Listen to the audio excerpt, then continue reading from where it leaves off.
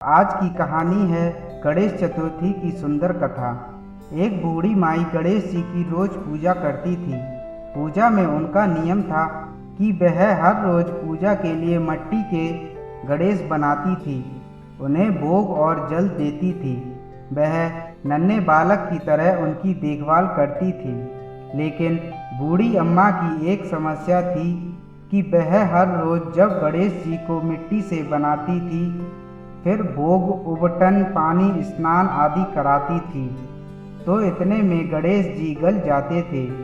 बेचारी माई किसी तरह अपनी पूजा कर पाती थी। एक दिन बूढ़ी माई के घर के सामने एक सेठ जी की हवेली बनने का काम चला।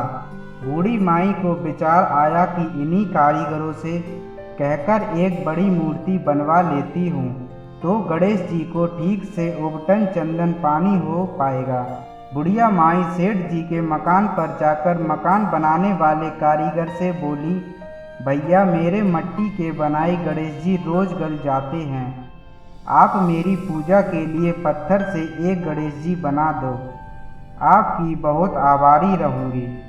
कारीगर कुछ घमंड में बोला, माई, जितनी देर में तुम्हारे लिए गणेश जी बनाएंगे, उतनी देर में तो सेठ की 4 दीवारें पूरी हो जाएंगी। बुढ़िया माई दुखी हुई और अपनी कुटिया में वापस आ गई। उधर एक छोटे बालक ने यह सुना तो उसने कहा, क्यों भाई, बना दो ना गणेश जी। लेकिन कारीगर ने उस बच्चे को भी चले जाने को कहा। बच्चे ने कहा, जाता हूँ, इतना टेढ़ा बोलते हो, तुम्हारी दीवार भी टेढ़ी बनेगी।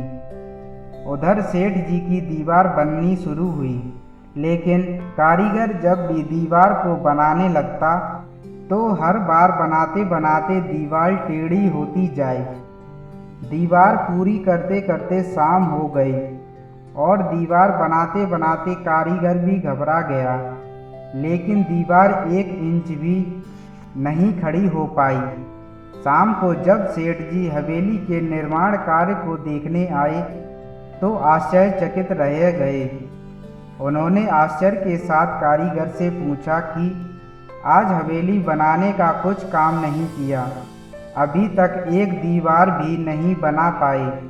तब मकान बनाने वाले कारीगर ने बुढ़िया की सारी बात सेठ जी को बताई। तब सेठ जी ने बुढ़िया माई से जाकर कहा, माई, तुम हमारी दीवार सीधी करा दो तो हम तुम्हें सोने के गणेश जी बनवा देंगे। गणेश जी ने यह सुनते ही सेठ जी की दीवार सीधी कर दी।